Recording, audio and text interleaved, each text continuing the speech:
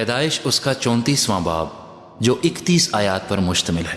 اور لیا کی بیٹی دینا جو یعقوب سے اس کے پیدا ہوئی تھی اس ملک کی لڑکیوں کے دیکھنے کو باہر گئی۔ تب اس ملک کے امیر ہوی حمور کے بیٹے سکم نے اسے دیکھا اور اسے لے جا کر اس کے ساتھ مباشرت کی اور اسے ذلیل کیا، اور اس کا دل یعقوب کی بیٹی دینا سے لگ گیا اور اس نے اس لڑکی سے عشق میں میٹھی میٹھی باتیں کیں۔ اور سکم نے اپنے باپ حمور سے کہا کہ اس لڑکی کو میرے لیے بیاہ لا دے، اور یعقوب کو معلوم ہوا کہ اس نے اس کی بیٹی دینا کو بے حرمت کیا ہے، پر اس کے بیٹے چوپایوں کے ساتھ جنگل میں تھے، سو یعقوب ان کے آنے تک چپکا رہا۔ تب سکم کا باپ حمور نکل کر یعقوب سے بات چیت کرنے کو اس کے پاس گیا، اور یعقوب کے بیٹے یہ بات سنتے ہی جنگل سے آئے۔ یہ مرد بڑے رنجیدہ اور غضبناک تھے، کیونکہ اس نے جو یعقوب کی بیٹی سے مباشرت کی تو بنی اسرائیل میں ایسا مکروہ فعل کیا جو ہرگز مناسب نہ تھا۔ تب حمور ان سے کہنے لگا کہ میرا بیٹا سکم تمہاری بیٹی کو دل سے چاہتا ہے، اسے اس کے ساتھ بیاہ دو، ہم سے سمدھیانہ کر لو، اپنی بیٹیاں ہم کو دو اور ہماری بیٹیاں آپ لو، تو تم ہمارے ساتھ بسے رہو گے، اور یہ ملک تمہارے سامنے ہے، اس میں بود و باش اور تجارت کرنا اور اپنی جائیدادیں کھڑی کر لینا۔ اور سکم نے اس لڑکی کے باپ اور اپنے بھائیوں سے کہا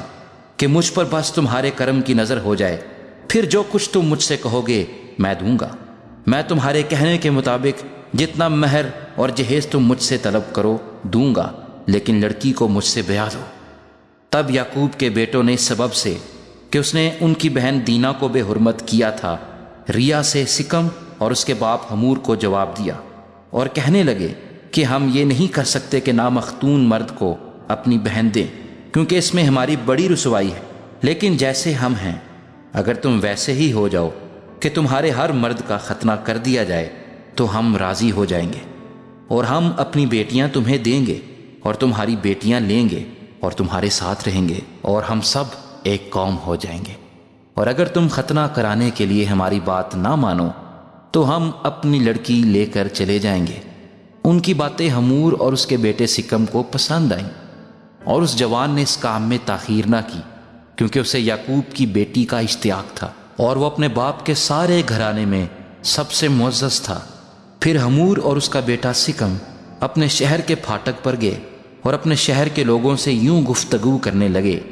کہ یہ لوگ ہم سے میل جول رکھتے ہیں، بس وہ اس ملک میں رہ کر سوداگری کریں، کیونکہ اس ملک میں ان کے لیے بہت گنجائش ہے، اور ہم ان کی بیٹیاں بیاہ لیں اور اپنی بیٹیاں ان کو دیں، اور وہ بھی ہمارے ساتھ رہنے اور ایک قوم بن جانے کو راضی ہیں، مگر فقط اس شرط پر